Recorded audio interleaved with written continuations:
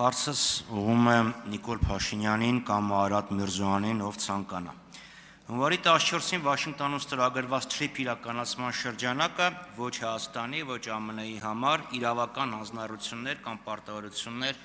չի պարունակում եւ հետեւաբար չի պարտադիր կատարման բնույթ ունի, վաղը կարող է չեղարկվել, կարող է ամբողջովին փոխվել, բայց քանի որ մեր սեղանին դրված է այս փաստաթուղթը, այս փաստաթղթի վերաբերյալ հարցս տամ։ Օգոստոսի 8-ի երկկողմ հռչակագրում նշված է, որ Հայաստանը Ադրբեջանին տրամադրում է անխոչնդոտ անցման իրավունք, որը իմ գնահատմամբ միջանցք է, փոխարենը Ադրբեջանը Հայաստանին տրամադրում է փոխադարձ առավելություն։ Մեր քննադատությունները եւ հարցերը ուղղված էին հասկանալու համար, թե վերջը այդ ինչ փոխադարձ առավելություն է։ Ասում էիք անցման դիմաց։ Հիմա հունվարի 14-ին այս թուղթը ստորագրվեց, որտեղ TRIP իրականացման շրջանակը մի քիչ ավելի հստակեցվում է։ Բայց որևէ հստակեցում չկա, թե վերջը Հայաստանի քաղաքացիները Ադրբեջանի տարածքով ինչ պայմաններով ենք օգտվելու։ Արդյոք տեղյակ եք, Ադրբեջանի եւ Միացյալ Նահանգների միջև համանման փաստաթուղթ ստորագրվելու է թե չէ,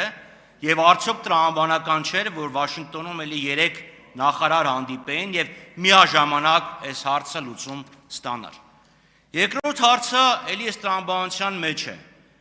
Արդյոք Հայաստանի Հանրապետության քաղաքացիները կարող են Հայաստանում անցնող երկաթգծից օգտվել։ Դիցուկ որևէ մեկը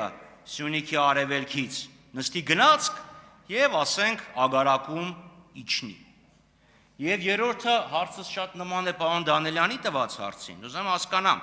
այդ ենթակառուցվածքը, որ անցնում է էներգետիկ, ճանապարհային, մալուխային եւ այլն, դա Հայաստանի էներգետիկ ցանցին միանալու է, թե չէ,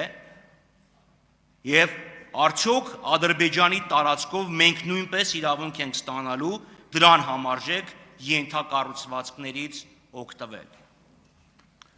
Հարցին կպատասխանի Հայաստանի Հանրապետության վարչապետը, համեցեք պարոն Փաշինյան։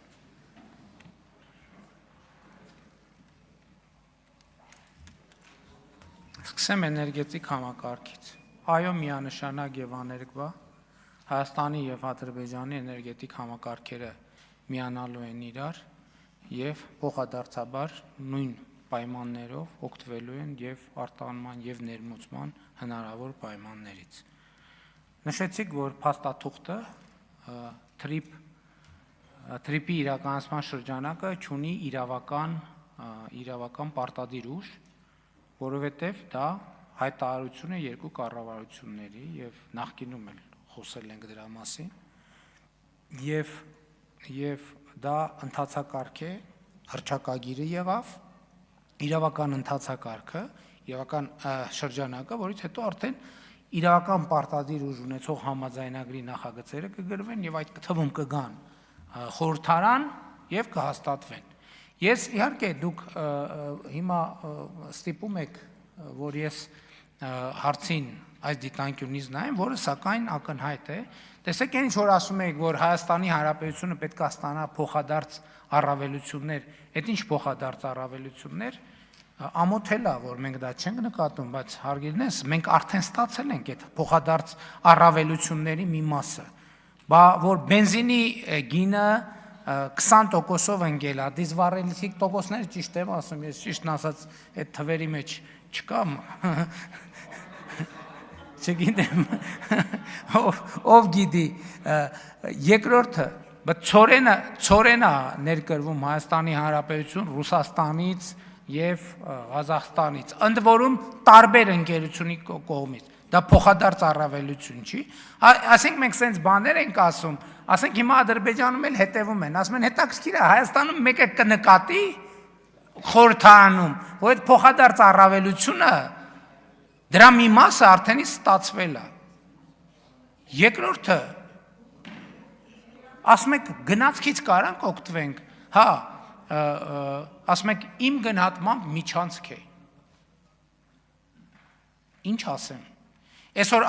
իմիջիալոց Ադրբեջանի ներկայացուցիչները հայտարարում են, որ իրանք իրանց երկրի տարածքով միջանցքներ են տրամադրել Հայաստանի Հանրապետության։ Ամենաթարմ բանը հայտարարությունն է, որ իրանք միջանցք են տրամադրել մեզ, որովհետև հաջորդը 100 անգամ, 100 չէ, լավ, 10 անգամ գրած է, ինչպես են օգտվելու երկրների ինքնիշխանության, տարածքային ամբողջականության, իրավազորության շրջանակներում։ Եվ Հայաստանը, եւ Ադրբեջանը, երկուսն էլ իրավազորության, տարածքային ամբողջականության,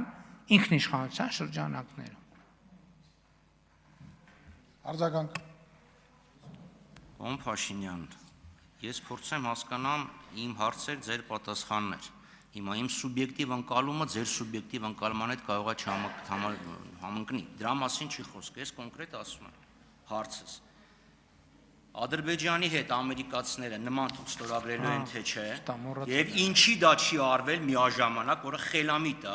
եւ այդ թղթով ձեր հարցերի պատասխանները, իմ հարցերի պատասխանները կտրվեն, որտեղ դուք իմ հարցին որևէ պատասխան չտվեցիք։ Փոխարենը տվեցիք մի այլ հարցի պատասխան եւ այլ դիտակետի, որ մենք ասում ենք, որ դուք դեռևս 2001 թվականի մարտին, եթե չեմ սխալվում, մի հոդված էիք գրել, որտեղ ասել էիք, որ միջանցք չտրամադրելը հայ չուզողության հետևանք է։ Տրամադրենք միջանցք, դա պետքա Թուրքիային եւ ամերիկացիներին, փոխարենը ստանանք փող։